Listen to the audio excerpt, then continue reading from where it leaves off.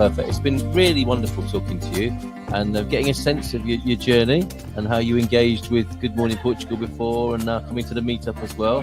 So you know where we are on a Wednesday. Yes, I do. And you know where we are as a community. So make sure we stay in touch, please. Well, thank you for your efforts in bringing this community together, because you make it easier, more comfortable, less stressful for all of us. Oh, thank you. By facilitating this. Oh, that's lovely to hear. Thank you. Oh, it's a pleasure. Absolute pleasure. Lovely to hear that. Thank you very much indeed.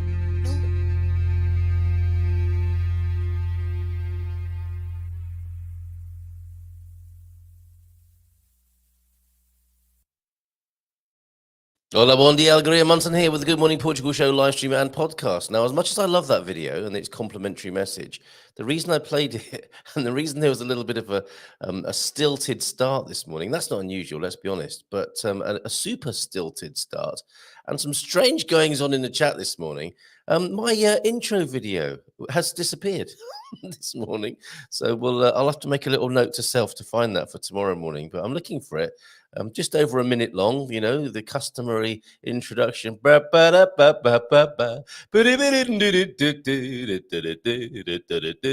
In Portugal, there's a YouTube show. Well, we didn't have that intro this morning, and that's why I've sung a little bit for you. It's completely disappeared, but hopefully we'll have that. So we won't be going out with it either, unless I can squeeze it in. Whilst we're talking to James, who joins us for a bit of Mindful Migration Monday this morning. How was your weekend? We'll have a look at Andy's and his usual cycle ride up there in the Bairrada district, a beautiful, bountiful Bairrada. And let me know how you got on this weekend. Did you have a nice time this weekend? Did you have a good time? Did you do new things? Did you discover some of life's big secrets that explain the meaning of life and the purpose of human beings on planet Earth? If you did, do let us know.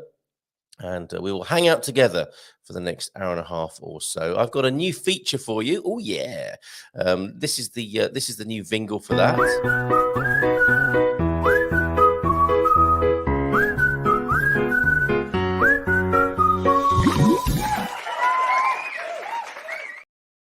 That sounds like the end of the show. For those of you old enough, veterans of the Good Morning Portugal show, to remember that. That is our new Munson's Money Moment feature, where I'll be talking to you a little factoid about money every morning here. So if you've got any interesting factoids yourself about money that you would like us to include, then by all means, bring them to my attention, and we may well feature them. Of a morning, Munson's Money Moment. That's coming up this morning. We've got a great new sponsor, and that's kicking off on the 1st, and that collaboration begins on the 1st of February as well. So an exciting week here. And of course, people continuing to support the show with their membership.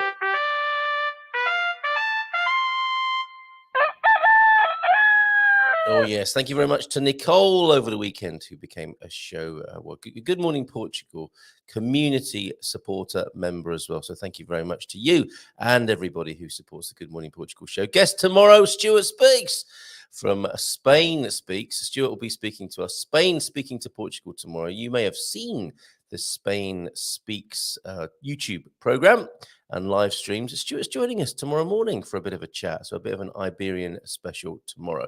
OLP is here, Mulher de Seis.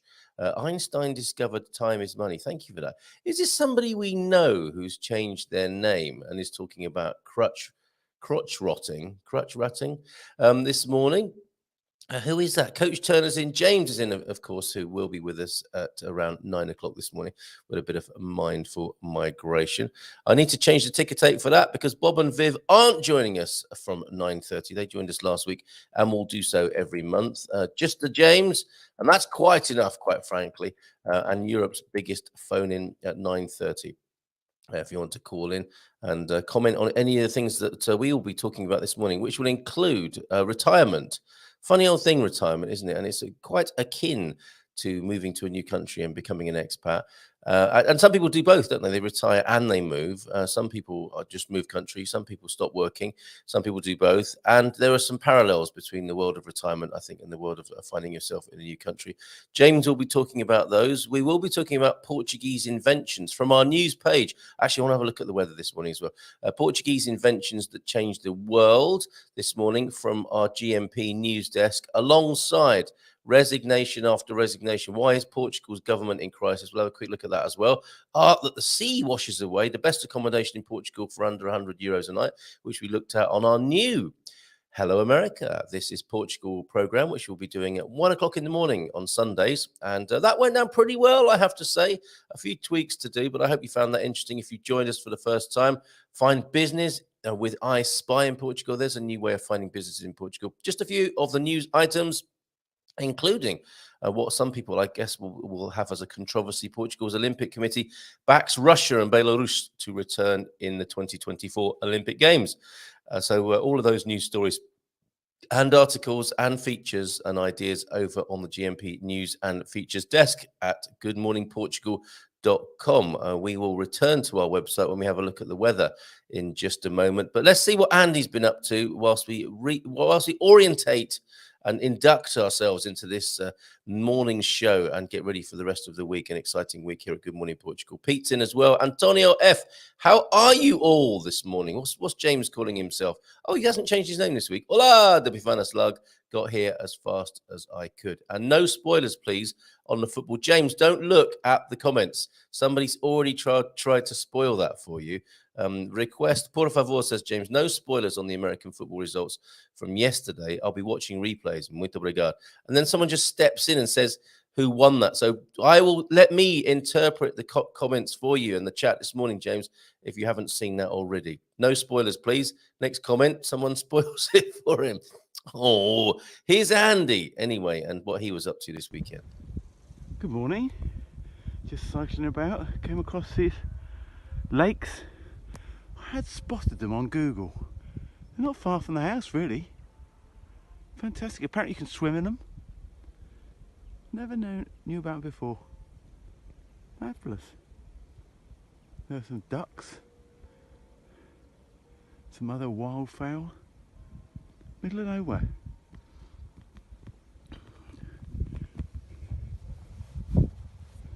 Here we go. Excellent. Ciao bellas. And the customary ciao bellas to finish there, out and about on a 70k, I think, over the weekend. Is that right, Andy? Super 70k cycle this morning, bright and sunny, but a cold wind, and a hearty lunch at the market with my buddy and his family. He got discharged from hospital Friday evening. That's the buddy. He has been feeling back. He has feeling back in his arm and leg, etc., but still has tests because they still don't know what caused it. That's quite a mystery, isn't it? And probably a little bit unnerving. And here is Andy with his gang from yesterday on his cycle ride. There's the gang enjoying a Portuguese family gathering and lunch there. Superb. Cheers, Andy, for that. And you captured this as well. Look, that's got to be Aveiro, isn't it? What on earth is going on there in Aveiro? Something to do with forbidden fruit for sure.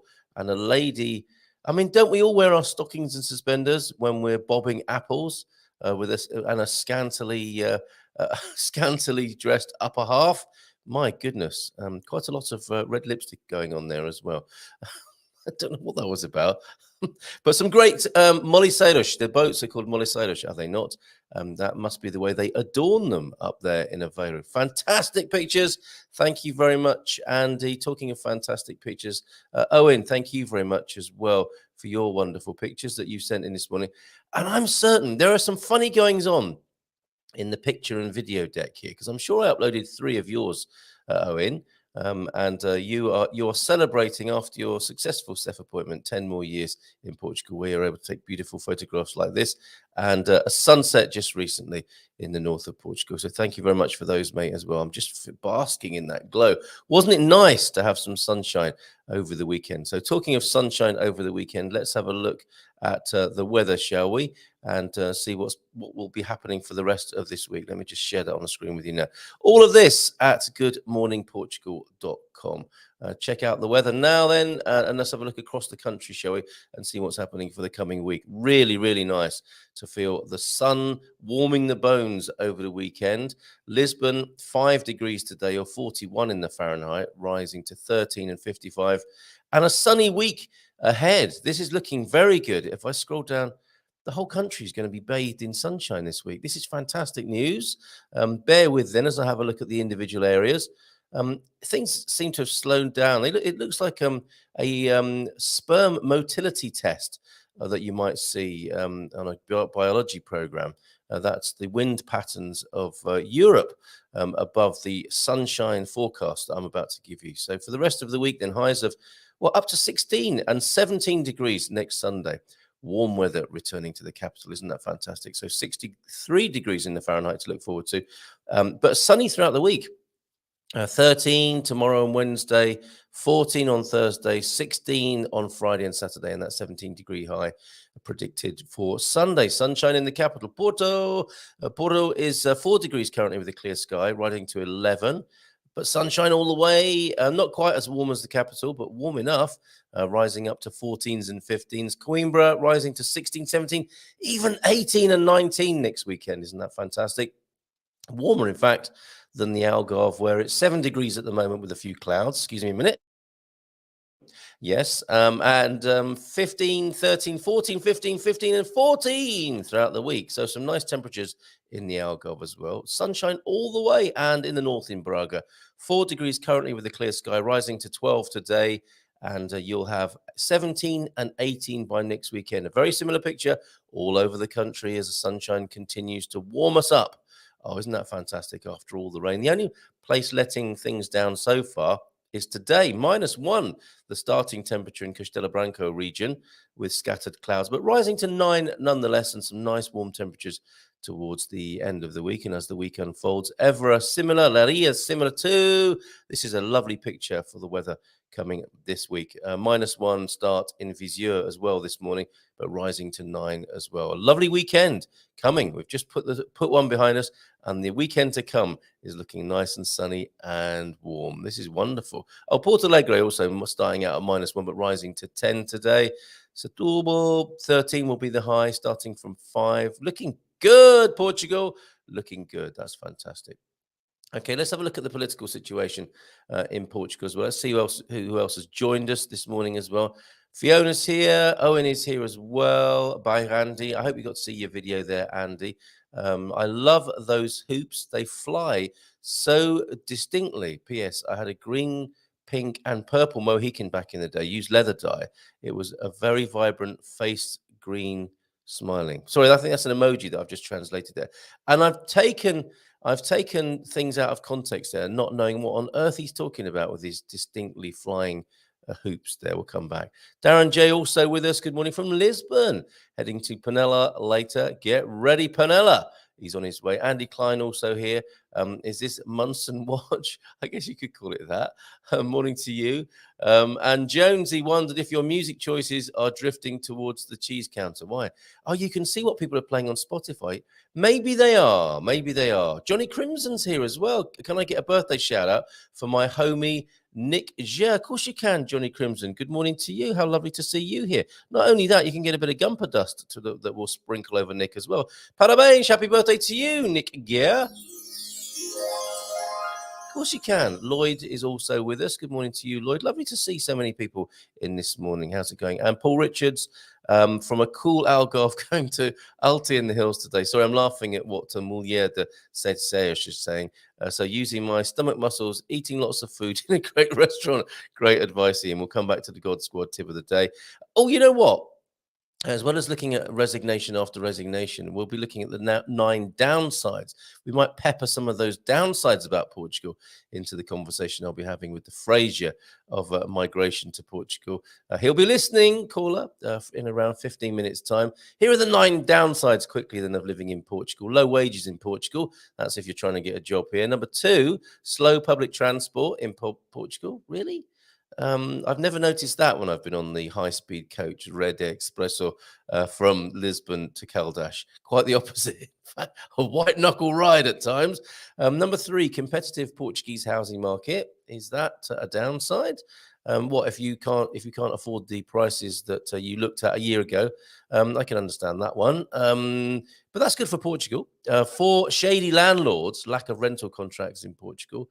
In some ways, yes. 5, Portuguese bureaucracy and long waiting times. Yawn.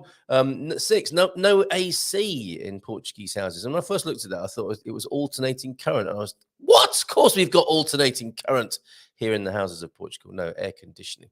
It's a growing thing. Anyway, I'm not going to get into the being disagreeable with this at the moment, but just to let you know, we may look at this from Portugal.com. Toxic work culture in Portugal. What? And yeah, it's all relative, isn't it? I mean, that begins by saying point 7 is debatable and depends on your country of origin. You're not allowed to get in touch with workers after office hours in Portugal now, as of about a year ago. So that's quite good, isn't it? Learning Portuguese. Well, I don't think that's specifically a Portuguese downside, is it? I mean, learning the language of any new country can be quite difficult, but I don't think, I mean, I'd be looking for what's uniquely a downside about Portugal. Learning Portuguese, learning the language of moving to any country is going to be a challenge if you're not linguistically gifted. So I understand, but I don't know. I think this article is kind of clutching at straws a little bit here, but thank you anyway, Portugal.com. And expensive phone data in Portugal. Well, I would agree with that compared to what I'm used to, but still, let's not be moaning about everything. How about being grateful for having mobile data so you can hotspot your laptop in a cafe and do your work in this wonderful country? Pete, straight on it. We have plenty of free AC here, as long as the sun shines, which it appears to be doing an awful lot. I'm very pleased for you, Pete. It's going to be a beautiful day and week, I think. I've got to get in on this conversation that Pete and Bayrandi are having. We got a God Squad tip of the day to come. We have a Munson's money moment as well. But let's have a quick look at the political situation that I've been trying to do for a little while, and I'll bring a new news source to you onto the screen now. And this will be new Euro News, which we don't look at very often, but here they are. Be careful of the lady on the right of the screen and the clickbaity pictures that are coming alongside Euro News this morning. Let's have a look. An effigy or yes, that is an effigy. I was wondering if there's a better word for a caricature of Senor Antonio Costa, the Prime Minister here. Let me just give you a quick insight, if I may then, and give myself an insight, in fact, into what's going on in Portugal with its government in crisis, allegedly, with resignation after resignation. This from Euro News by Ricardo Figueira and Euro News English. This was earlier in the month, gives us a bit of a context to what's going on now. You'll be seeing there's more strike action taking place across the country, especially the teachers. I showed you that picture, didn't I, of the banner outside my local school. When Carla Alves took office as Secretary of State for Agriculture on Wednesday, this is going back a bit now, little did she know that a mere 25 hours later, she would be out of a job. It's like UK. But they do that more with their prime ministers, don't they? Alves is the latest minister to resign, the fourth casualty of Antonio Costa's current Portuguese government in just 1 week. It triggered yet another reshuffle amid what is already considered the biggest confidence crisis shaking Costa's leadership. At a time when Portugal's government is increasingly under scrutiny, and let's try and find out why here, that several bank accounts involving her husband, Américo Pereira, a former mayor, had been seized quickly, came to light. I jumped a sentence there, but I hope you got the gist of that. The resignation didn't take long. So there's the tap business. Alves' exit might have passed unnoticed if it had not been the latest in a long line of resignations, which have led opposition politicians to table a motion of no confidence in the government. A crisis at TAP, that's Portugal's domestic carrier, of course, was the time bomb that set off the latest wave of exits. Okay, so trouble at airports with TAP. Government in danger then, despite being under fire. The current PS government could be secure as it has an absolute majority in the Assembly of the Republic, allowing it to govern unhindered until 2026. So opponents and enemies of the government have 3 more years to look forward to, kind of, in inverted commas. However, should this crisis continue to snowball, the mounting pressure may even lead the President of Portugal to dissolve the Parliament. So that's a possibility. Asked on Tuesday how he was following, remember this is a couple of weeks ago now, but I'm just trying to give you some background and context to what's been going on here in Portugal politically. Asked how he was following the crisis in the government, President Marcelo Rebelo de Sousa said, if this works, it is a good idea. If not, we will draw conclusions from it, hinting at the possibility of direct intervention, one of the powers at his disposal, it would appear. To save credibility and avoid future risky appointments, the government has proposed a mechanism that will avoid ignoring facts. Well, that's quite useful if you're in a government, isn't it? Avoiding the ignorance of facts, but then again, not unusual in the world of politics. Or Creating facts, possibly as well. A detailed proposal outlining the mechanism has also been sent by letter to the President of the Republic. Known as vetting, it will involve scrutinising each proposed candidate for a government job who must also be accepted by Parliament or a commission before taking office. You would think, wouldn't you, that those sorts of belts and braces would be in position already vetting people for their suitability for the job rather than, yeah, my mate does that. PPE, or my mate does that airline stuff. Should we give him a job? Yeah, why not? Let's go out to lunch and celebrate. Yeah, great. Should we vet him? No, no one's bothered about that. Well, they are now. Details of the government proposal are not yet known, but the president has taken himself out of the scrutiny process, saying that vetting should happen before the names are proposed to the president, not afterwards. This vetting could be the government's decisive card to diffuse a crisis. Little more than a week ago, no one could have guessed the proportions of. Okay, so trouble at the political mill, it would appear, in Portugal. And Antonio F., perhaps you can help us with that. And I wondered if anyone's thinking I should click on hers was the most inappropriate dress on the Met, or 23 hilarious T-shirts that went too viral. Can anything go too viral? Anyway, there you go. That's the Portuguese political situation. Is anyone else better abreast of that? I don't know why I'm using that word. It must be subliminal advertising. Raphael is also here. How are you? Man Cave! Saying hello to his Man Cave buddies this morning. Portugal downside, dog mess on the streets. Well, yes, you could say that, although it's quite good exercise doing hopscotch as you move down the street. But yes, that can come to one's attention when you're new to the country. No dog mess in the streets here in Castelo Branco. Well, there aren't many streets around where you live, are there, Pete? And never even seen one. I think it's a city problem anywhere. A lot more back in London. Didn't think we'd be talking about that this morning, but thank you for that downside, Darren J. Pete has a lot of free air conditioning as well. Scotching another. Oh, I'm not allowed to. One shouldn't say Scotch or Welsh, should one, as a verb, I don't think. Getting myself in trouble with the United Kingdoms there. Yes, so anyways, looking at some of the downsides there, and you responding to those. Francis also in. Are you working and a lurking? And factoid about sperm. Sperm will swim toward anything that's round. Typical. I think this might be nom de plume. Am I right? Do you know what a spoiler is? Nom de plume. Let's go to a God Squad tip of the day then, before we have a look at. Oh, so we've done the downsides and we've done the politics. I know what we want to do. We want to do a Munson's money moment as well this morning. And I've got to find the intro sequence. What happened to it? Where did it go? Have the kids been mucking about in the studio? Or has Mrs. M been mucking about? Bon dia, Gumpers, says Coach T. Another week beckons and we're off to wrangle a 2-year-old off the ceiling. Hope you all have a wonderful week. But you have been in training. And thank you for the video over the weekend. I'll make that available to everyone this week. Thank you so much for those, Coach Turner. We focus on tummies and arms in the last 2 weeks. So this week, let's work on legs. Yeah, you know how to use them. This one's simple. Find some steps and just step up a couple of them, then back down. Oh, I won't back down. You've got to sing while you're doing your exercises, right? And this idea of being a DJ in an old folks home is really gaining some traction, I've got to say. Repeat a few times with both legs. If you find that too easy, add some weight. Stuff some potatoes in your pockets so that when the vicar or the district nurse pops into the front door, they can utter those immortal words, those potatoes in your pockets, or ... fill in the blanks. Bon dia from James. I'm going to let him do these greetings himself this morning, and hopefully the results of the American football have not been spoilt for you. Okay, so who am I then? Is Amulia de Set, the woman of the 7 skirts, is asking that. And I think it is nom de plume. But we'll find out, I'm sure, during the rest of the show here. Give me 7 skirts over those awful crotch-rotting leather effect leggings that it appears every woman in Portugal wears. You are sounding like an old fart this morning, Pete. It's official with that comment, with age being no hindrance. Give over. If people want to wear rotting leatherette type leggings at any age, why not let them? Our good friend, says Pete, is a nurse in A&E and says that she has to treat a massive increase in yeast and other infections when people wear those leather They're not. They're like leather trousers, aren't they? Or possibly PVC.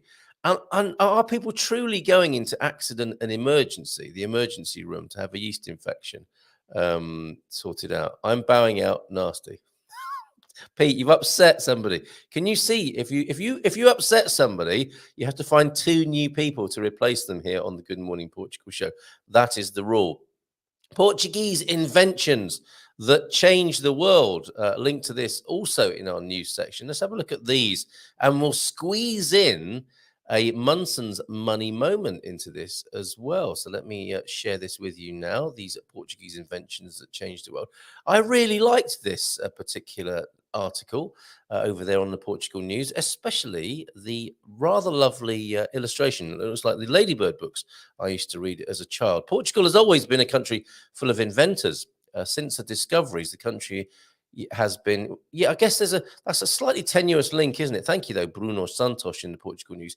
Inventors and discoverers are slightly different, aren't they? You can't really, I suppose you can invent a country in your own way, give it your own new name, and say you invented it. But you're discovering and inventing are slightly different, aren't they?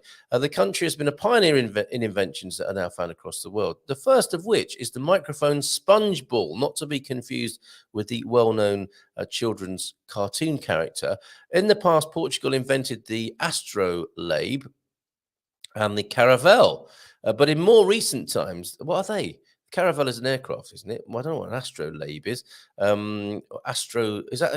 Is that come from a collection of astrolabia, I wonder?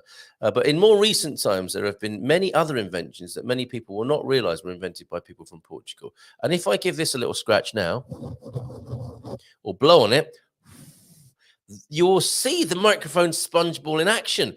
Here we highlight some of the best recent inventions that have come from Portuguese inventors. Whether on radio or television, journalists are seen. Well, you don't see them on the radio, do you? Anyway, journalists are seen with their microphones, but unlike singers, the professionals in the world of communications have a sponge ball on their mics. Never go anywhere without it. The object was invented by Jaime Felipe, an engineer that worked on the Portuguese TV channel RTP. In 1981, he invented the first wind ball for mics, that's for microphones, not anyone called Michael who's listening, unless you do want a wind ball, Michael, and I dread to think what that might look like, but we'll come back to Senor Felipe for that if you do, which would allow the sound to be recorded with more quality as it helps with the equalization of the sound. Oh, okay. So I think it is a windshield, isn't it? I thought it's also a spit filter, as you may see sometimes if you look closely. But there you go, the microphone sponge ball, as modelled by this presenter this morning, invented in Portugal, and as well as the wheelchair elevator. Is that Jamie Philippe as well? He not only did he invent the groundbreaking feature for microphones, he also used his engineering skills for more inventions. The engineer also invented an elevator for wheelchairs, now seen on stairs or even for entering trains. Nice one, Jamie Philippe. We're going to come back to the ATM machines and MB Way, but also in Portugal, Via Verde. Boo. Just the prices. It's nice to have your own motorway from time to time. Colour Ad. Which it deals with the problem of an estimated 10% of the male population in the world that is colorblind. Portuguese graphic designer used his skills to make their life easier with Colour Ad. I thought that was Colour ADD at first. International feedback then. Most of the inventions mentioned are used worldwide after being created in Portugal, and the rest of the world found these ideas interesting and took them to their countries. And you? Did you know about these Portuguese inventions? Well, did you? And that is, who was it? Was it Ricardo who wrote this morning that we're reading out? No, Bruno Santos in the Portugal News. But I'm not finished yet. We're going to be talking about ATMs and MB Way, but not until we have played the new feature Vingle, which is Munson's Money Moment. Let me share this with you now. Hopefully this is here and hasn't disappeared like my my intro sequence this morning.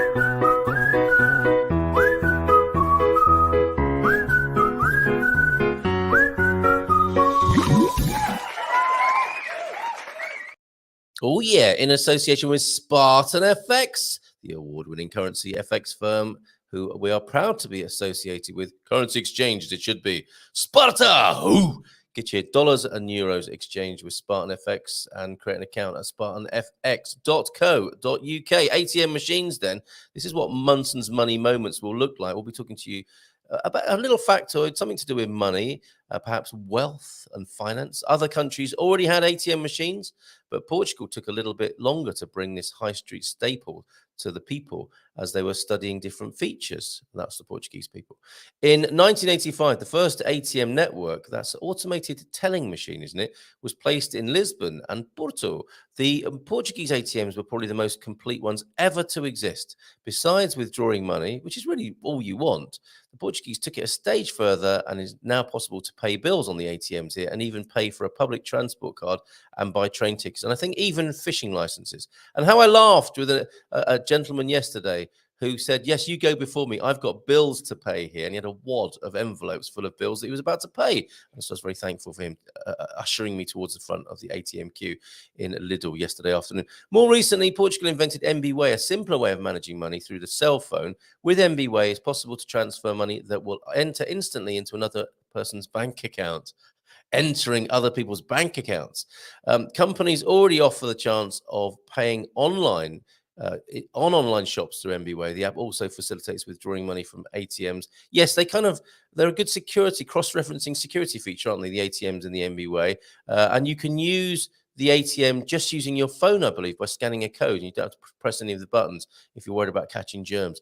In 2022, ECO, that's a news agency, stated that there are 4 million MBWay users in Portugal. That's pretty impressive from a population of close to 11 million, isn't it? Anyway, there's your Munson money moment for this morning with Spartan FX. Let's play his. I wonder if James's intro music is here this morning. What happens if I press this button?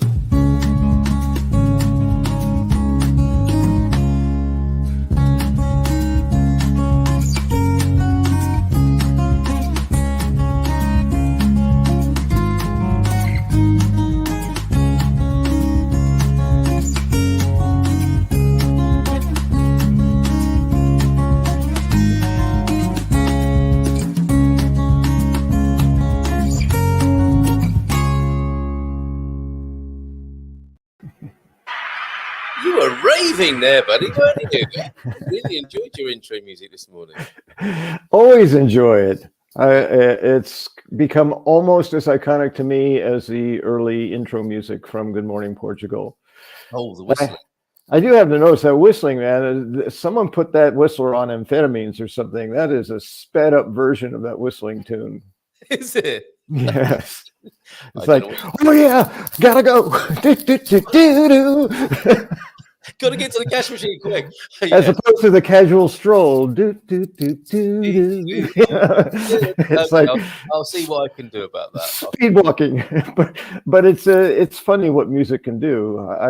I've referred to music as the ultimate time machine. It's the only thing I know of that can place me, at least in the past. I can't go to the future with music by hearing it, but I can be instantly transported to the moment that song had a significant impact on me. Yes. So it's kind of fun.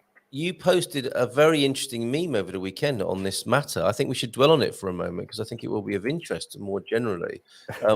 You and I saw each other, didn't we, last week? We were under the leadership of our manager, Colin Ross Jones, the Svengali pop quiz manager, who's trying to find the ultimate pop quiz team. And I don't think we're in it.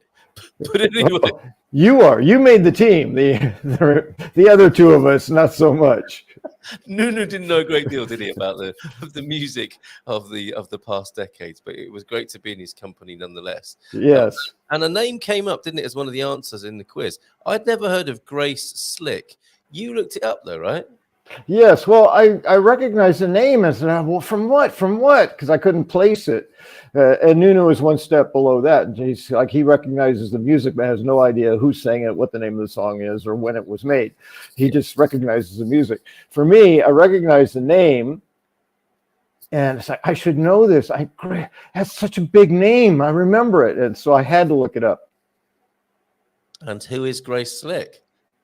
She's the lead singer for what started as Jefferson Airplane, then went to Starship and did a couple other things, I think, after she left. But she has such an iconic voice. It just, how could I have forgotten? Yeah, okay. Well, White Rabbit and Somebody to Love. No, that was Queen. Another one. something with the same words in it. But Okay. Well, yes, this is where our memory around music gets a bit sketchy, isn't it? And then you found this, didn't you? She's here. She's 83 now. She's not the rocker you remember from the 1970s. yes, And then we saw how old all these rockers are, didn't we? Aging musicians still with us in 2023. And I don't know about you, but when I look at a celebrity's name on Twitter, I'm thinking, oh no, when in fact it might actually be their birthday and not an right. ambition. Yeah. And we're in that stage, aren't we, of popular culture? But let's have a look at a few of these. We've got Willie Nelson at 89. Tina Turner is 83, as is Grace Slick. Smokey Robinson, 82. Bob Dylan's 81. Paul Simon, 81. Neil Diamond, 81. Brian Wilson, 80. Macca McCartney is 80. Roger Walters, remains controversial at his age of 79. Barry Manilow, 79. Mick Jagger, 79. All right. And Eric Clapton, 77 as well. Who else struck you on here as like, oh my God? Billy Joel looks like Woody Allen these days, doesn't he, when you see pictures of him? He's 72. Actually, that was Springsteen. Oh, I beg your pardon. 73, who looks like Woody Allen. Yeah. Yes, At least that photo caught him in that way. Because I looked at it and said, wow, Woody Allen hasn't aged much if this is a current photo. And then I said, oh, that's Springsteen. Okay. Yes, who is 73, this list is telling us. Sorry for confusing you, Billy Joel, with Woody Allen there. Not many people do want to be compared to Woody Allen these days, to be fair. Well, I just noticed that Stevie Wonder is on here twice. He's both 74 and 72. So. Excellent. Well done, Stevie. And Carlos Santana, 75 as well. Iggy Pop, 75. And it's great when you see the ones who are sort of punks and new wavers of the 70s. And you didn't imagine them to be in their 70s at those times, did you? Debbie Harry, for example, at 77 as well. Carly Simon's on there, 78 years of age. And I always think of Jagger as well when I see Carly Simon's name, because he's on the backing vocals, isn't he, of You're So Vain. Once heard, can't be unheard. Barry Gibb, 76, quite incredible. Elton John, 75. So thank you for bringing this list to our attention there, James. Yeah, and I love it as an opportunity to celebrate those that are here, and just looking at the names, remembering music and saying, oh, they may not be singing still, or they may. I think Mick Jagger will probably sing on his deathbed. He just keeps on going. He'll keep opening his eyes on his deathbed, won't he, and blurting out one of his ad libs, I suspect. I'm all right. That's right. Angie. Get him a nurse called Angie, somebody. Jefferson Airplane, Grace Slick, Andy Klein spotted the connection there. Thank you, Andy. And I'm dying of laughter. Carl's British humour. Anyone called Mike? Oh, that's something else. That's nothing to do. There's no one called Mike in that list, as far as I could see. Well, you can share your own greeting this morning, Miss Senor Slug. This is what you put into the chat at 8:20 earlier on this morning. Would you like to say that, Portuguese? Oh, you know what? What? I just realized the day of the week, I put a BB there because I just copy and paste that particular sentence because I do it every day. I generally put the day of the week where that BB stands. So, well, you didn't need to say anything. You could have just said that's my special way of referring to the start of the week. Happy BB to everybody. Wow, and a Felice Bon Dia. I need to check my copy and paste. I think it's degraded. The more I use it, the more it degrades. Let me take that off the screen. Do you want to just say it? Not be confused by your own mistyping earlier this morning. Yeah, well, Tim, Bom dia, Gumpers. Feliz segunda a todos. And then I use the plural for see my own memory as I practice. I've put your teleprompter back on, Joe Biden. Look, you can read it out. Oh, that's what I was looking. Where's the past tense for is, was? Foi. All right. Foi is such a beautiful word, isn't it? Yes. There's so many ways it could be used that don't even have a translation.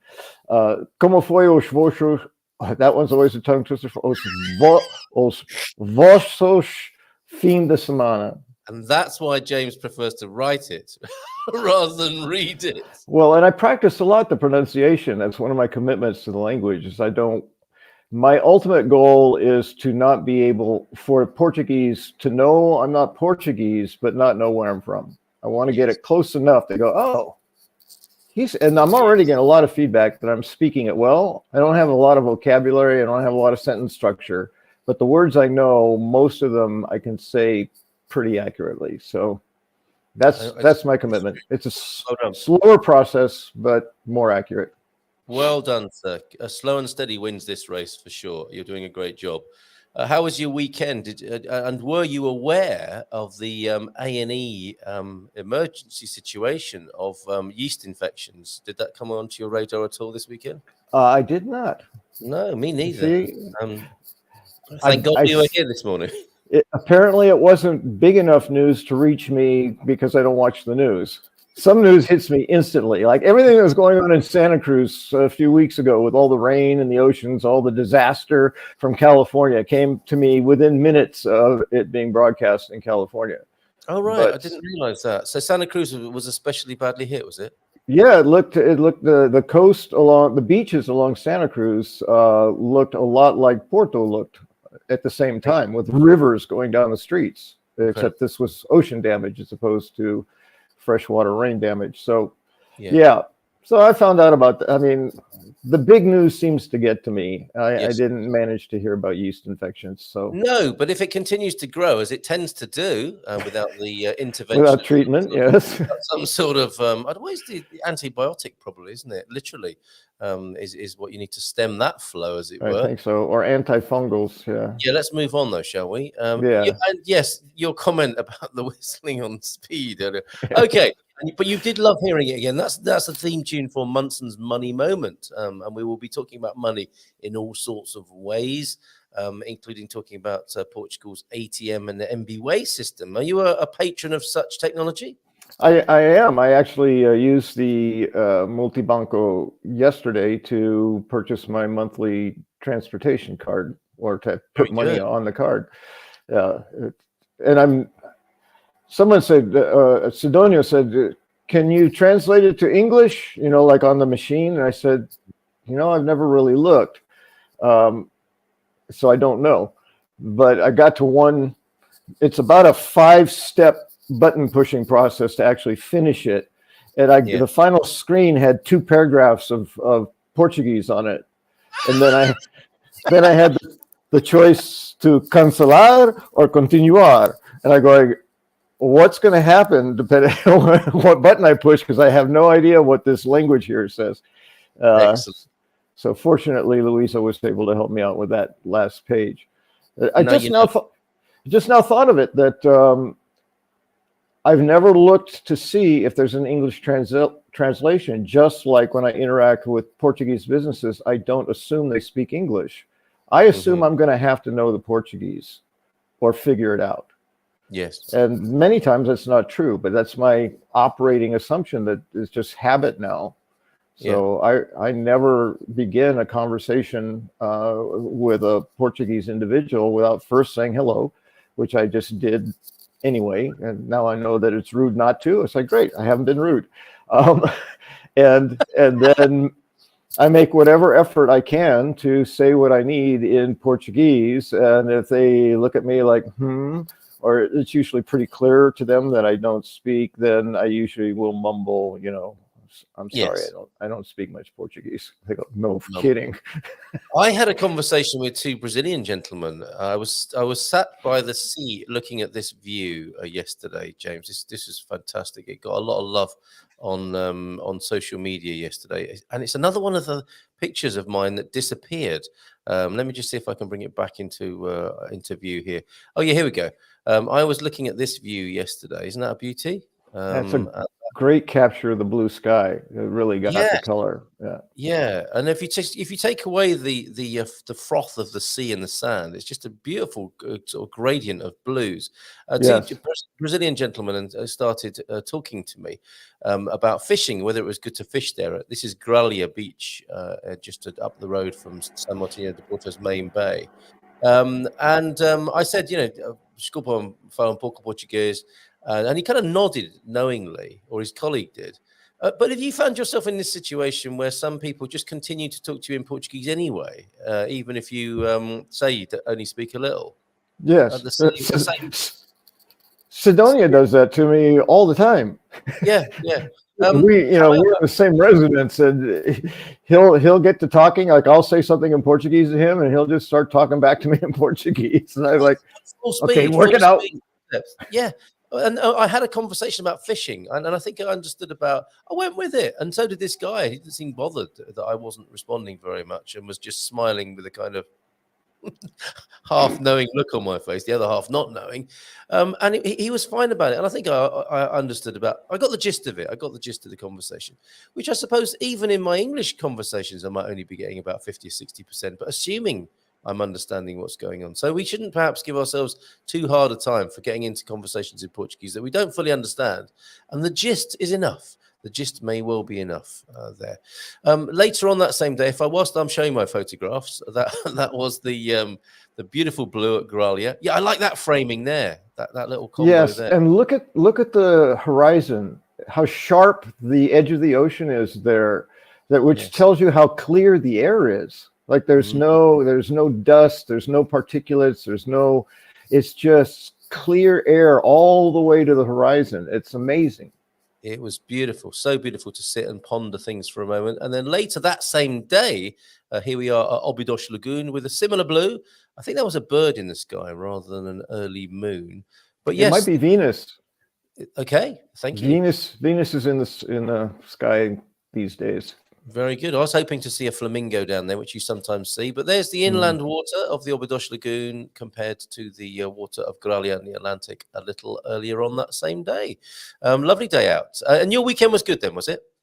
Oh, yes. And I say it every time you ask. It's kind of like when people ask me how I am. It's a reminder of how grateful I am to be alive and to be where I am. So when you ask about my weekend, it's like, yeah, every day is a weekend for me. So the last couple of days were great.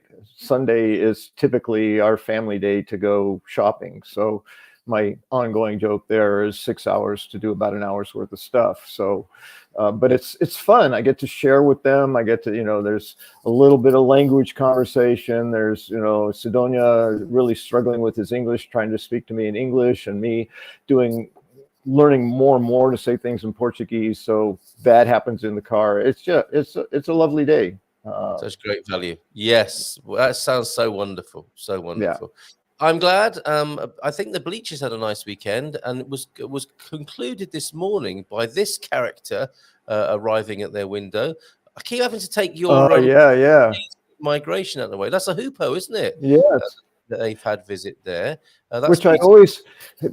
Sesame Street from way back. Oh, great shot of it taking off. Look at that pattern. There's a hoopoe bird. There's an old children's show that was iconic in the United States. People still know Sesame Street. There was a Portuguese version of it, Rua Sésamo. And Sésamo, surely. Sésamo, right? Maybe. Sorry to be picky. I don't know if there's an accent in it or not. My guess is that I don't know.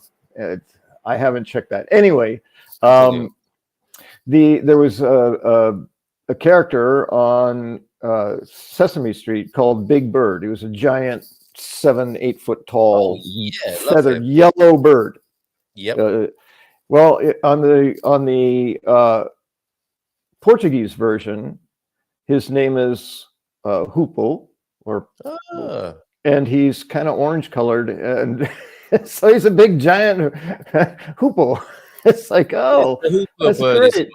Yeah, love the hoopoe. Never, not seen one until we came to Portugal, and I believe it is part of that magpie family, isn't it? I don't know. It doesn't have the same structure as jays and crows and. But he's quite like a jay. He's quite like a jay, but yes, I guess not so much. That But big long and I don't know. I don't know how it's categorized at this point. Haven't seen one live yet.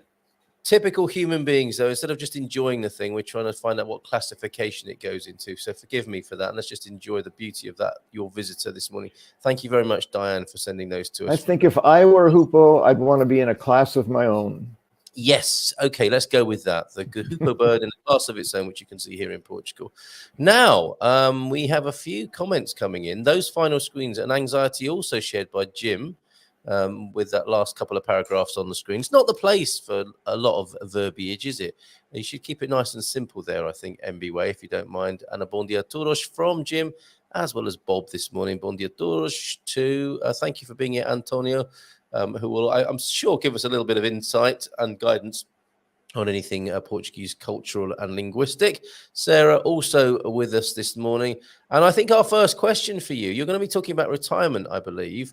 And I was talking about the politics of Portugal. People may want to extend on that, and some of those downsides to living in Portugal. We had dog poop so far, but Jim wants to know: look before you leap, but he who hesitates is lost.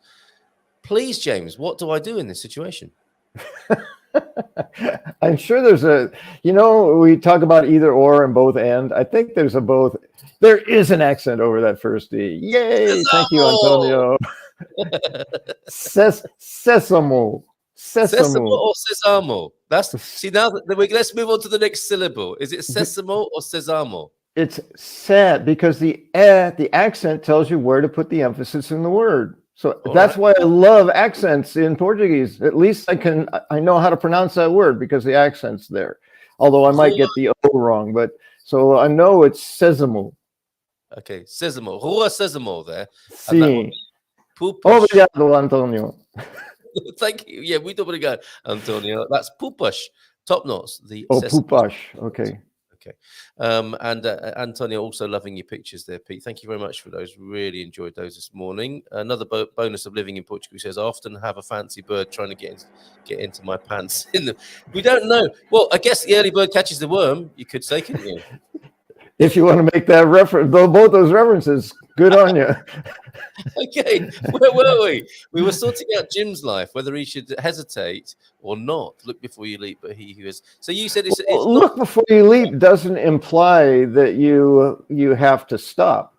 Right. Just look while you're not hesitating. Maybe. Yeah, I think there's some wisdom probably in both. But let me see if I can put. He who hesitates is lost. I don't know that I agree with the second one after all. Anyway, but that's not what I would call clarity. I would call that. I would say if you're running toward a cliff, yes, and you could potentially dive, you just jumped off it. You might want to look first. It's what's at the bottom of the cliff. So if you're in Portugal, a deer will no, not a deer. You're saved, aren't you? That's the Nazaré myth and legend. The hunter, was he a king? He was chasing a stag and went off the edge of the cliff, but was saved by the clouds. So in Portugal, this is not going to stack up, James, I'm afraid. Yeah. Well, the hesitation might be just in taking a look first, but it could be brief, especially if your life is on the line. Okay. I can't hesitate. Sesamo it is, not Sesamo. Thank you very much. All right. There you go, a little bit of applause, a smattering for you. Well done, James. And let's have a look at the deep thought of the day then, while we're in these bon mots and sayings. And we're staying with Ursula K. Le Guin. So have you ever read any of her books? No, I didn't even know who she was till I saw quotes. I still don't really know who she is. Okay, well, T-Duck does, who's still not with us in person, but sending excellent content, including dad jokes a bit later on Ugo Nuno. The end justify the means, said Ursula K. Le Guin. But what if there is never an end? All we have is means. And that's true, isn't it? And that's all about the process, and the journey rather than the result there. So we're liking her and what she says. Portuguese saying, de boas intenções está o inferno cheio. Hell is paved with good intentions. So true, right? And no good deed goes unpunished. we discover as we make our way in this human life. So thank you very much for those. Retirement then, James. What have you been thinking? We need a jingle for that, don't we? I'll tell you what. Don't tell me yet. Don't tell me yet. James, what have you been thinking? Better be good.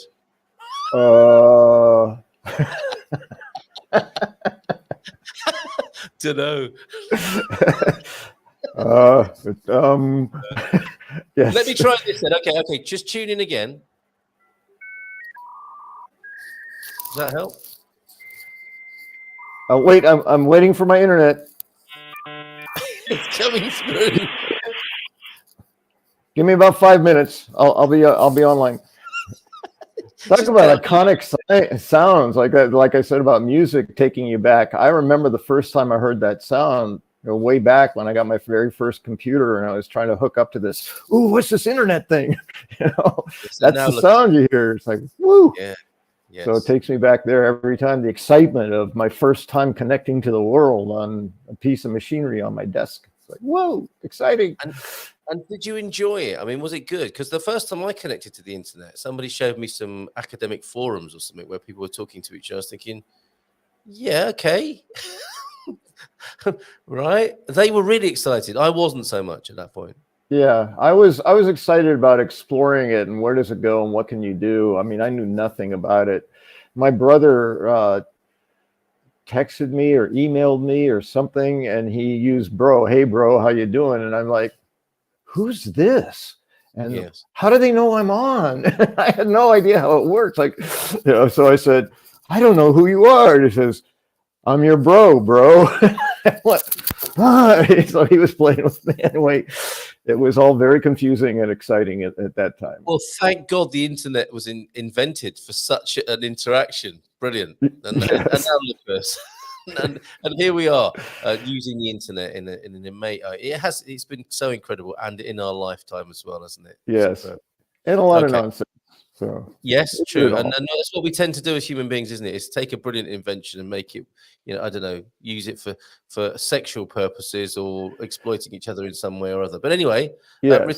retirement. Back to retirement. Yes. Well, it's the word has come up many times over the course of participating with the program, and I read or heard, I can't remember the source of it. Someone said there was the conversation was, so are you going to retire? And the response was, I'm not ready to retire. And I got to thinking about what does that mean? And I realized that as much as aging has shifted and all these conversations about 90 is the new 42 and all this kind of stuff that goes on, yes. To help us to not feel like we're getting old mostly. But I think there's some truth to it. I think there tends to be more vitality, more physical health, mental health. I don't know if it's getting worse or better, but so the attitude of retirement was based on this old paradigm of, from my parents' generation, actually. So now we're talking pretty old, of that a person works as typically a man his whole life. At the end of his career, he gets a watch and he walks away from his work. And now he's living the good life, retired. And there were so many people, and again, mostly men, so many men who were disappointed and displaced, and they weren't enjoying retirement. It's like, what's the big deal?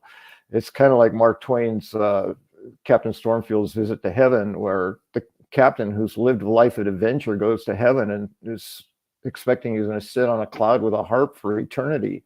It's like, yes. what kind of eternity is that? So I think when we talk about retirement, we have to reframe it to what it means currently, or what it can mean currently, because we tend to be, I believe anyway, more mobile, more physically capable of doing things like traveling the world if we want to. We have more choices at an older age than when people were dying at 70 and 72. Now they're vital people riding bicycles across Portugal, that kind of thing. So if you rethink retirement, you have to look at that first. What does that mean? And then there's all the in-betweens, from no work at all to semi-retirement to working remotely. There's a lot of variations of it that didn't exist decades ago. So I tried to break that down. I said, well, if I'm going to try to define retirement, what it means to me anyway is I no longer have to depend on employment to live my life. And that doesn't mean I'm going to sit on a rocking chair on my porch for the rest of my life if I don't want to do that. So again, I don't want to put that down there. Some people work so hard, just sitting doing nothing, at least for a while, is a dream life. So I'm not putting it down, but many people find that boring after a few months or a year or whatever. And they like, am I doomed to live this way for the remainder of my life? It's not a way to live. So if we reevaluate, all retirement means is I'm not dependent on employment to be able to live my life. That shifts it for me. So when I'm looking at people who are entering into retirement and reframing it, a great question always is, how do I feel when I hear that? When I hear I am going to retire, how do I feel? And if there's excitement and adventure in it, it's like, okay, great. So what are your plans? If there's doom and gloom and, oh my God, I don't want to do that, I'm not ready to retire. It's like, well, take a look at that. And what does that mean to you? Does it mean your work is really fulfilling and you don't want to leave your work? Or does it mean you're scared because you don't know it's the old existential question. Who am I if I'm not an employed or working human being? And that goes to my experience stereotypically of how the sexes or genders tend to differentiate in terms of where they find value in life. Men tend to feel that they're valuable based on what they can produce. So it's often based on the work they do. And to some degree, the relationships they form at work, but mostly it's how can I apply myself to get some sort of end product? Seems to be where men value. This is where I have value, or the old, again, the paradigm of this single working man is I provide for my family. That's my identity. I take pride in that my family doesn't want for anything. So in the absence of doing that, now who am I? I'm not showing up to work anymore. I'm not doing those things. So where's the value in me and where's the value in my life? And that can be a very difficult existential problem for men who are retiring. For women, it tends to be the displacement from their social networks. Typically, again, in the old paradigm, if the man got transferred, then the family goes with him. The wife's existential trouble is, or maybe not existentially, but she's moving away from the people she knows and trusts and interacts with on a regular basis. And the relationships are important to her. And I think that remains true even for working women. Most of the women that I have talked to and what reading I've done is that the value they get from work is the relationships that they form at work. So there's that difference. And that when we're taking a big step like becoming an immigrant elsewhere, then we're removing ourselves from everything we know. If we're a heterosexual couple, then that's creating an existential question, a different existential question for each partner in the relationship. It doesn't really matter whether it's a heterosexual or non-heterosexual relationship in terms of the existential questions we're facing. It's just where do I get my value and how do I feel valuable when I'm no longer doing that, whatever that is. Very good. Very good. Yeah. And some interaction coming in as well. Yeah. And perhaps another message there about the importance of things being a process rather than a destination, and how jarring that can be. The mind quite likes a destination, doesn't it? Because it's like a to-do list. Put that tick in the box and you get a little bit of an endorphin rush of self-satisfaction. But that's never enough for the soul or the spirit, I don't think, to have completed things. There's an unending urge in humans to grow and unfold, which I think is the dynamic or the tension at work here. Sorry, did you want to add more to that? I've got a bit more that I was considering because I'm looking at Bob and Viv, and they have a couple of times mentioned some of the challenges they faced as a couple because of what they do with the space they have, which I think goes to some level of where they find value. But there's also this issue of in retirement, if it's the more traditional old paradigm of the man being at work every day, well, even if that's not true, there's a separation of the couple. So if you come as a couple and you're used to living independent lives away from home, then there's a lot of time spent, at least a third of the time that you're alive is spent away from your partner, your working life. Then you spend a third of your time together and the other third of the time sleeping, which is, usually together, but not interacting in an active way. So a move to retirement means 24/7. So you've essentially doubled your awake time together. So 16 hours a day instead of 8. So that can drive people crazy. It's like, I love you 8 hours a day, but man, I need a space somewhere in there. So it's a function, again, the mindfulness piece is understanding that and trying to determine what other things fulfill you in your life and finding those as ways of replacing employment or replacing, that 8 hours a day that you used to work. What can I do now that I'm quote unquote retired? So that is initially the task of finding value in other things. Hobbies, volunteering, travel, both in and out of the country, making new friends, including immigrants and Portuguese here in Portugal, learning the language and integrating into the culture. Those are all ways that you can invest yourself in creating new value for your new experience that now that you don't have work as a way of providing that. So that basically was the completion of my thinking about retirement. I thought it would be useful. And even if you're not fully retired, if you're working remotely, it's certainly something you can consider, and you may be noticing some differences there. If you have the freedom to transition from work to non-work, I mean, I'm still working, but I'm working like 4 hours a week.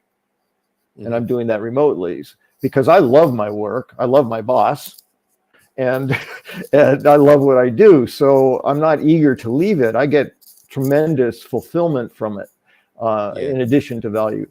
So it's not like I'm eager to get away from it, but I'm also loving being here. So having that much more time, I'm getting more and more annoyed that I have appointments I have to be here for when I want to do something else. So at some point I'll phase out of working altogether. Okay, this is brilliant, and there is the we're making the connection, aren't we, between the similarities between retiring and emigrating, and of course seeing that some people do both at the same time, and that's why we're glad to be talking about it this morning and shedding some light on there. It's difficult enough in some ways to move country and to have the dark side or the shadow side of that come to you at some point, which it inevitably will.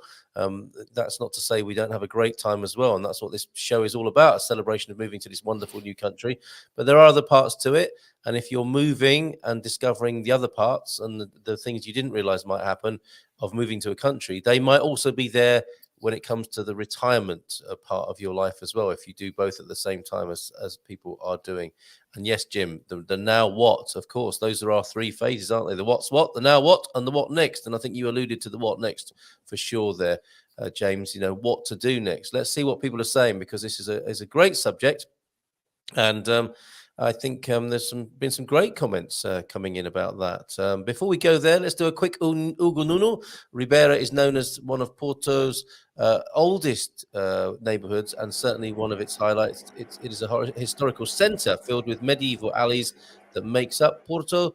It's a place that is steeped in history and culture, a great place for families or for those who are traveling alone, artists, as well as those who just want to be enchanted by the beauty.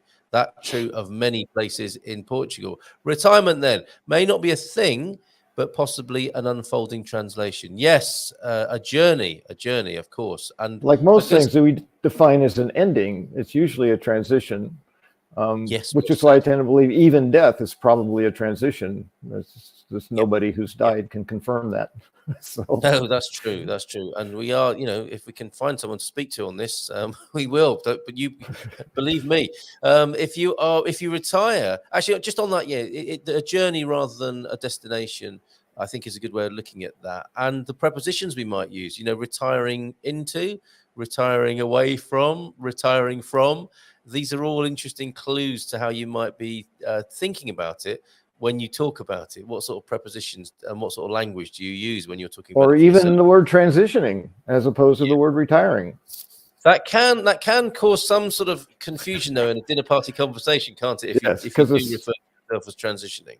Yes, it could be sexual, it could be death. There's a lot of ways that we transition. So yes, it's a really bad dinner party. Like you said, the most dull dinner party you've ever been to. You said, I'm actually feeling like I'm transitioning right now. If you retire, what? In what way? If you retire at 65, says Pete, these are the stats, and they are quite alarming, aren't they? When you hear these, if you retire at 65, you have a 76% chance of living 10 years or more, 38% chance of living 20 more years, and a 5% chance of living another 30. So these are good stats, aren't they? I'm not sure. I've heard stats about retirement that tell you if you make a sudden stop, that can impede your quality of life. And I think you can read it a couple of ways, which is all how you focus on it. But I think the point ultimately is we're all aging. And the question is, what are we doing with our lives? And do we have to be working? And if we do have to be working, can we at least be finding work that satisfies us? Because if the vast majority are dead 10 years after they retire, that's not a whole lot of life left to do what you want besides working. So I think there's that in it too. I keep planning on being in that 5%. So we'll see what happens. Yeah. And also the picture that people, the American dream, typically, the 40-year plan of working hard and then suddenly stopping. It's not as if that's available to as many people anymore, is it? It's not like people are choosing, I don't know whether I will retire or not. It's like, I can't retire. Yeah, a very typical statement these days in the United States is, I can't afford to retire. Yeah. How desperate is that? Exactly. And these people would have looked at their grandparents maybe and their parents who did manage to hatch the plan and realize it. But that's not going to be the case so much, I don't think, anymore. Those days of the full salary pension and a big golden handshake were always going to be unsustainable, weren't they? That chicken is coming home to roost. So we can embrace it gracefully and with some imagination, or we can hit that wall quite hard, which I think some people are doing as a reflection of how that culture isn't changing or isn't being owned up to, if you like. Yes, and again, traditionally, going back to my parents, that 40 years of work often meant that at the end of that, there was a substantial pension in addition to your Social Security, so that living was more possible, more affordable.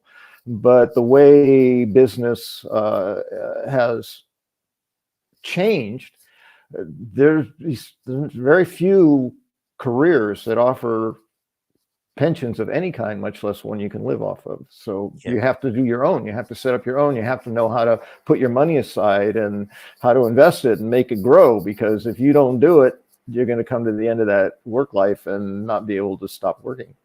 Yep, indeed. Maybe we'll talk about this on Munson's Money Moment in the mornings. Through the transition, we wake up one day and say, "Oh, I'm retired." Where did that come? What happened there? Where did that come from? I'm not retired, says Bob. I'm refocused. Thank you, Bob. Good morning to you. Having a renewed sense of purpose, maybe one of the ways we're challenged in retirement. Absolutely, yes. it's not as if the world is without its challenges. There are plenty of things people can be doing, to be fair. It's not like you need to sit there twiddling your thumbs. There are quite a few challenges to be resolved still on a human level and a societal level. In retirement, we get into the habit of, the routine of going to work or working every day, and now all of a sudden that's not happening. So there is a transition required to say, all right. Yes. And to me, it needs to be mindful. Otherwise, we're just confused. It's like, now that I've got this time, how do I want to use it? And do I want to use it in a way that fulfills me? So what fulfills me? Those kinds of questions, and then move in that direction. So that's definitely a part of the transition from one thing to another. And you can look at work differently, can't you? Because that traditional going to work every day is often based on a kind of wage slavery, isn't it? Whereas if you don't turn up, you don't get the money. And there's a very strict sort of rational plan to it. When you become your own boss and you can earn money or bring impact in different sorts of ways. It's not just hour by hour necessarily, is it? In retirement and transition, we may be creating a new story for ourselves. What is our new story here? Great question, Jim. Thank you for that. I think there is a dance around being together and alone independent activity. That's also something to discover, isn't it? As you alluded to there, James, as well. Coming here is a bit like the hero's journey, a universal process of adaptation. Yes, with the mentors and the darkness before the dawn. Love the hero's journey metaphor. When I retired, says Michael, good morning to you, Michael, I felt I needed to do more, even though I have 13 motorcycles. I gave and 2 cars to work on. So I started consulting. After 2 years, I realized it got in the way of being retired. Yes. So a little bit of a dance there, trying this, trying that. And yeah, why not?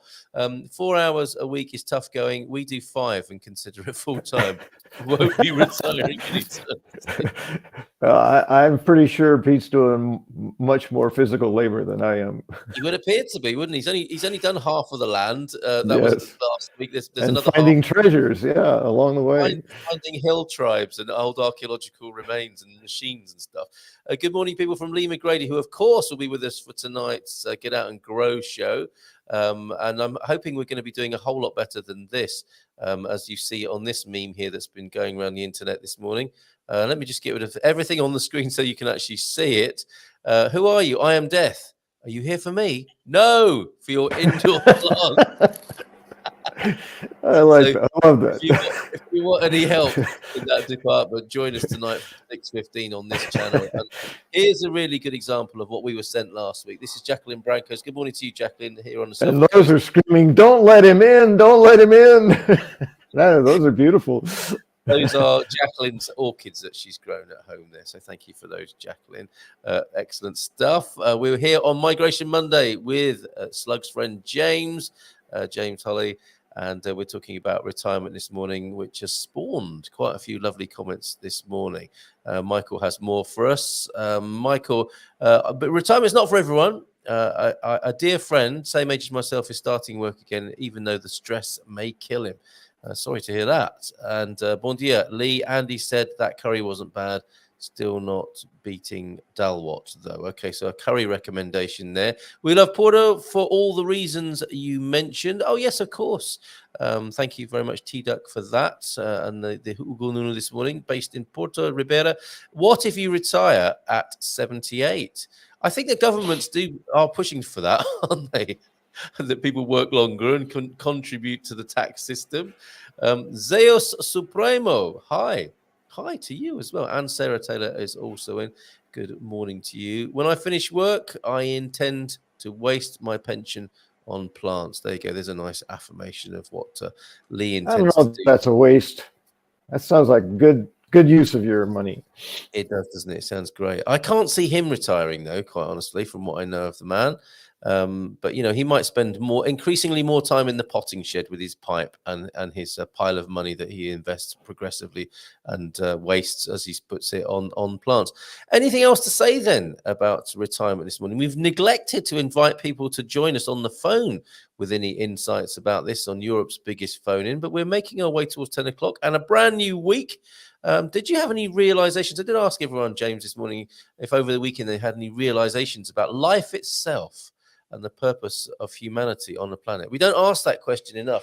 Did you have any blinding realizations? No blinding. It's sort of ongoing. I Ongoing, don't think. nice. Yeah, I don't think of it often.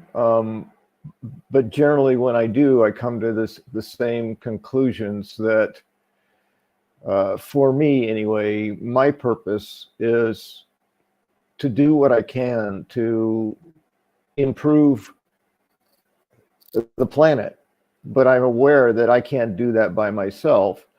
And the only that we had a joke about it last week about peace. Peace begins with me, being a general statement for all of us, and then being dedicated to James. So peace is is dependent on me. No. It's each of us taking this approach, and peace depends on me.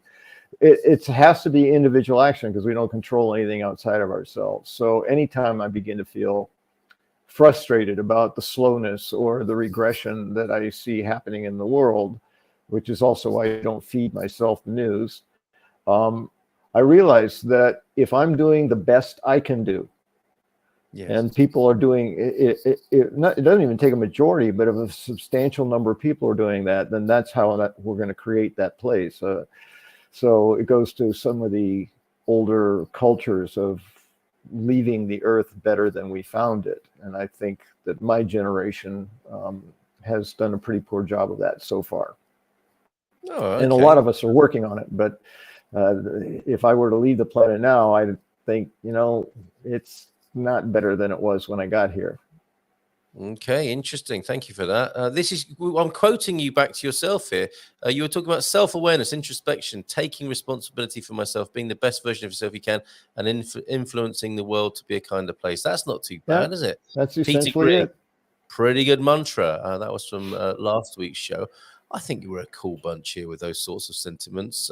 We've got a few stragglers of comments that I'm endeavoring to bring together now. Fiona's in as well. Cripes, it's chilly today. That's a very good British phrase, isn't it? Cripes. Crikey, like cripes. Crikey, cripes and crumbs. It's chilly today. Bring on the warmth of the sun when she gets higher than the hill behind us. Yeah, and when it goes down, it does get very cool, we've noticed in the last few days, but beautiful when she's in the sky. Portugal, that's the sun, not Fiona. Portugal, love those hoopos. That's what he was talking about earlier on. Didn't make the connection. They fly so distinctly. Yes, they've got that swooping pattern, haven't they? That's beautiful. Okay, haven't seen it yet. And purple Mohican back in the day, used leather dye. Okay, that all falls into place. Carl, I have no earthly idea which American football teams played. James would know the 49ers weren't playing. So that wasn't a spoiler. That was a joke, which was wasted straight over my head. Yes, thank you, Mulia de Setsesh. Well, in that moment of panic, I said, maybe this is a crazy person and they just are saying whatever pops to their head, or maybe they're teasing me, or I made it. It's like, okay, I don't really have any clear idea of what happened, so I'm still okay. It just kind of takes the interest of the game out if you already know the results. So thank you for that. I appreciate knowing. Of course. Who was playing though? Well, there were actually 4 teams playing, so there were 2 games. So even that last comment is a joke. So you've got that ahead of you then. Okay. Yes. So we had dog poop and dead cats. The dead cat that Andy's referring to here is the microphone cover, rather than actually a dead cat. When you said SpongeBall, I thought of SpongeBob. SpongeBob, yes, SpongeBob SquarePants. So I said, oh, that's his cousin, SpongeBob's round pants. Square pants and round pants, and leatherette trousers have all been discussed this morning. Funny thing, dog poops on the pavement, you said this, seem to be primarily located in populated places where people walk their dogs. It's funny that, isn't it? Yeah, I don't know why that happens that way. It's my experience, and most people I talk to, that seems to be the case. Where did that happen? Social scientist, I can't believe this. Via Veris awesome keeps the Velio Matish. Now I understand what you mean. Now you were talking about the Velio Matish, the old guy cars, the old people killers off the main roads. Yes, since you mentioned it last week, I've noticed more and more of them trundling around the place, and they do trundle, don't they, with that. You can hear them coming down the street. Barely enough room for the often the lady and gentleman who are coming back or going to the market in those vehicles, the velho matas, the old people killers. Quiz question. No Portuguese may answer this. What do the Portuguese call us Americans and British as foreigners? We would love to hear the answer to that. Was it something that Pete was saying? Do they call us the flamingos because we turn pink after eating too many prawns and being in the sun in the Algarve? I'm not sure. Thank you very much for that. Let me also go to the blog now, because this is migration and mindful migration related. This is the wonderful Aviva, who joins the blogging team, which you're a part of course, James, over at goodmorningportugal.com.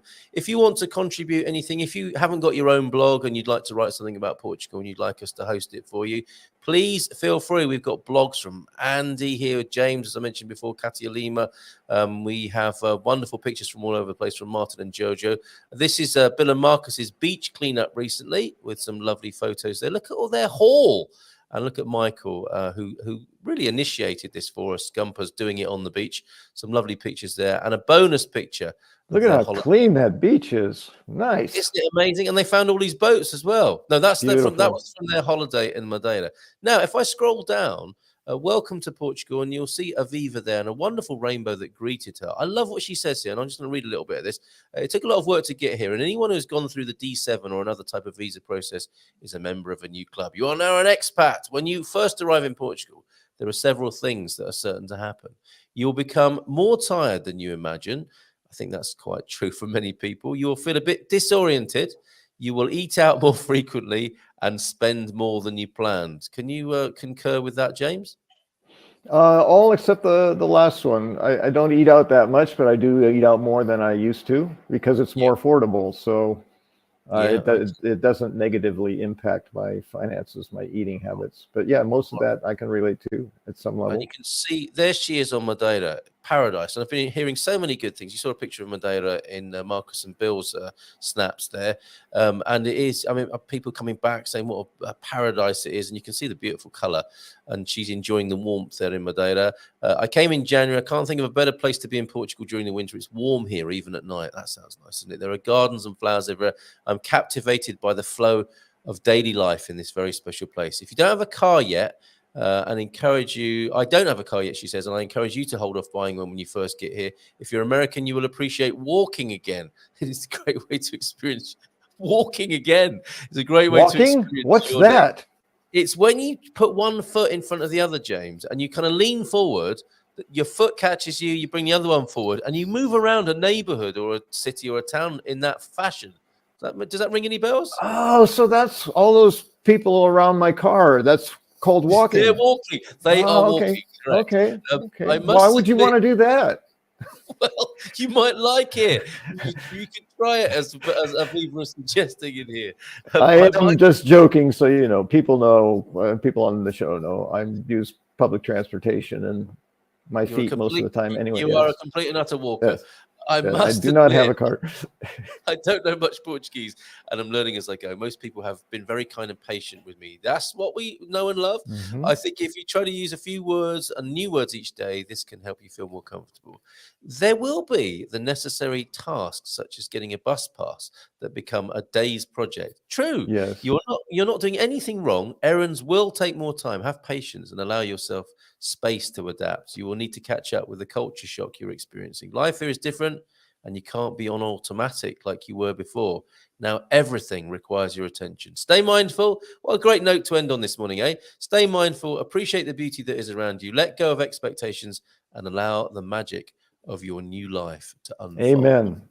Isn't that good? Great advice. Thank you so much. Thank you so much, Aviva. We want more from you. You did ask me if we wanted more. We do. And a fabulous debut in our blogging section there of the website. Back to a few last comments and the dad jokes that I'm going to try on you this morning. James, if that's okay with you. Thank you, says Jim, to James and Carl.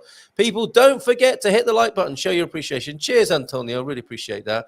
Jim White, amen. This is how we live. We have helped with moving, car shopping, roofing, fencing, brainstorming, and relaxing with friends from around the world. It's exhausting. Exactly. We must believe our small acts have a ripple effect to create change. Do them and think, I wonder what is possible now. What an excellent sentiment. What more is possible? I wonder what is possible now. Love that. My fingers aching, hovering over the buy or sell button, waiting for the money moment. What's he doing there? A mantra. I think that's a multi-banco reference, perhaps. Oh, of course. Where am I needed and how can I serve? That's lovely too. Thank you very much as well for your donation. New donation from Fiona and Simon Wright. Thank you very much. Very thoughtful. Really appreciate that. You can do that at coffee.com. Thank you so much. Very, very kind. Consider taking what a lovely start to the week. Consider taking a sabbatical during the 40 years phase. We sailed our boat around North and South America for 6 years. So, practice retirement, James. That's a good idea, isn't it? Sure, why not if you can afford it?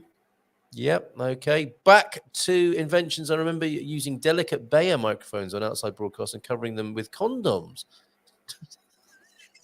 This is what gave the BBC a bad name, I think. Well, that might keep them sanitary.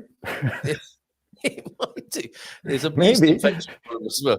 Doug, happy memories of working in the BBC. Munson's money moment. We already did it by Andy. That was when we were talking about ATMs and when we were talking about MBWay, and we will do that again. Oh, that's what you were talking about. Whether you were Munson's money moment is not me being a market trader and selling old stuff on the screen here. Although it could come to that. But not if people continue to donate and support us as members. I have to say that my mind stuck on the condom on the microphone for many reasons, but I imagined it sounding like a kazoo when you talked about it. I don't want to go anywhere near that thing. That's right. Right. That's my mind. That's my mind. Doug, you have polluted the minds of many. Not just you. Pete as well with his comments about PVC trousers earlier on this morning. We're after 10 o'clock. Let's get the dad jokes. Let's unleash the dad jokes. A quick warning then, so you know what you're up against this morning and so that James is duly warned. Warning. Oh, no! Okay, James, if money doesn't grow on trees... I'm ready. I'm listening, caller. You're already slapping your forehead. If money doesn't grow on trees, a Munson money moment, then why do banks have branches? I don't know as that's a joke. That's a very profound philosophical question there. It is. And all the best jokes are, aren't they, really? My wife says she has 14 reasons to leave, plus my obsession with tennis. I said, that's 15, love. Well done, Joe Back. 15 love. As well. My boss told me to have a good day, so I went home. There you go. If you're thinking of retiring early, that's quite a good strategy. Very good. And Barani, final comment from you. This time next year, we'll all not be rich, Rodney. We'll have a VFL transponder and make the government rich instead. I have a joke I can share because it's great for listening, and it's very brief. I just have to remember how it goes so I don't screw up the punchline. Do you need a moment? Why is E afraid of W? Oh, James, I don't know. Why is E afraid of W? Because white. Think about it. I'll get back to you tomorrow. I need time. What comes between W and E in white? W hit E. Oh, I had to think about that one for a while. I like when I have to stop and think. W hit E. I'm going, because white? That makes no sense at all. James, there's only one thing to say now. Taxi! There we go. Let's call our taxi. Thank you very much.